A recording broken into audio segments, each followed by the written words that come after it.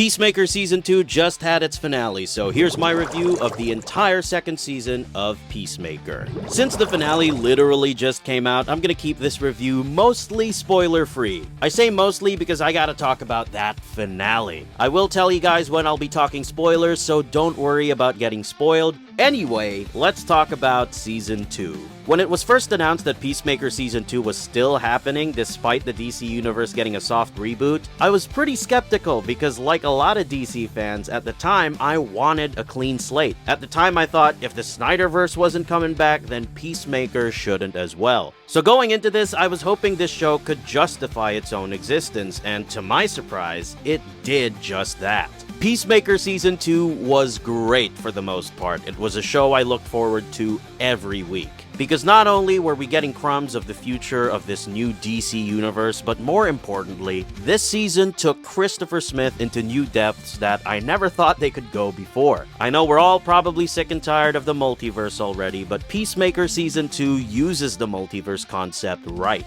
It uses the multiverse to highlight things Chris never got to experience. It shows him an alternate universe where his life would have been a whole lot different, a fairy tale version of his life, for the most part. In its core, what makes the multiverse concept so intriguing is the idea of what if. A peek into another life. It's what makes movies like Everything Everywhere All at Once so good. Because I think a lot of us tend to think back into our lives and ask ourselves, what if I had done things differently? I know I do. And Peacemaker Season 2 explores that concept with flying colors. The multiverse concept in recent memory has been used way too much without ever really getting what makes the concept connect with people. Oftentimes, it's been used as a cheap gimmick to get people to cheer for a few seconds because somebody they know showed up on screen. And I like that Peacemaker doesn't do that. It doesn't use the multiverse as a cheap gimmick. Another thing I really liked was John Cena. He was already really cool and fun as Peacemaker in his first two appearances as the character, but John Cena has improved so much as an actor. There's one particular scene in the 7th episode that had me asking myself, is John Cena actually breaking my heart here? Because he was so good.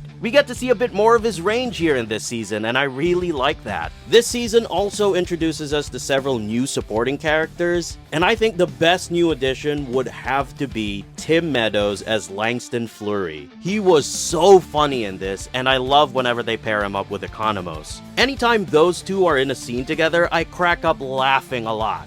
I also really love Sasha Bordeaux, and I'm excited to see where they take her character next. Now, circling back to when I said that this show was great for the most part, I say that because for all the good it's done, unfortunately, I think they fumbled the finale. This is your spoiler warning, so if you haven't seen the finale, I'm gonna go talk about spoilers now. The finale ends in a cliffhanger. After Peacemaker and the 11th Street Kids form a new agency called Checkmate, Argus arrests Peacemaker. Rick Flag Sr. along with Lex Luthor's goons push him through a doorway that leads to Planet Salvation, an unpopulated planet which Argus plans to use as a prison for metahumans. Rick closes the door on him and traps Peacemaker in this alternate dimension now filled with supervillains. I know it's a cinematic universe, and of course we'll get more eventually, whether in Man of Tomorrow or a Season 3 or maybe even a Checkmate series, I don't know. But I felt as though it didn't close this chapter neatly. It left me wanting more, sure, but not in a good way. Majority of the finale was dedicated to cameos not by DC characters, but by bands. It took me out of the immersion if I'm being honest, and it's not like I was waiting for some big cameo, because I know there were rumors of Superman or Blue Beetle showing up in the finale, but if I'm being honest, I was much more interested in seeing what happens to Chris. In the previous episode, he was in the lowest of lows, and his brother Keith is still alive and probably thinking of a way to get revenge on Chris for the mess he's made on his Earth. And I felt as though the concert scenes could have been used to build up other things like that.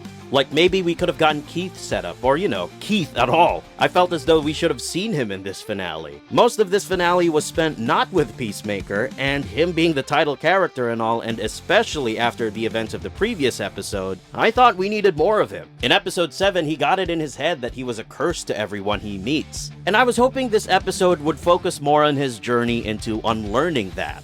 which we do get a scene of. Adebayo had a great scene in this finale where she's talking to Chris. She's definitely the glue that keeps the team together. And I really like that scene. I just wish the entire episode focused more on stuff like that. Because right after Adebayo's speech, we cut to a montage of the team being all happy-go-lucky, and I don't know if it earned that montage yet. Now, I think the big question is, has the gun finally jammed? And well, unfortunately, in the case of this finale, I think he did. By my personal count, this is the second time he's jammed. Because I personally wasn't a huge fan of the season finale of Creature Commandos. That series had the same problem as Peacemaker Season 2. That being, it had a great run, but it fumbled the ending. And this one stings a bit more because I genuinely loved most of Season 2. Maybe I'll look differently on it in a couple years once we've seen more of the vision James Gunn has for this universe, but as of right now, as great as the show was, the finale was kind of a mess. I still love James Gunn, and I have a lot of faith in the guy. Superman was one of my favorite movies from this year, and we are just a couple projects in. There's bound to be some misses here and there, but other than that, I'm still very much excited for what the DCU has next for us. But what about you guys? What did you think of Peacemaker Season 2?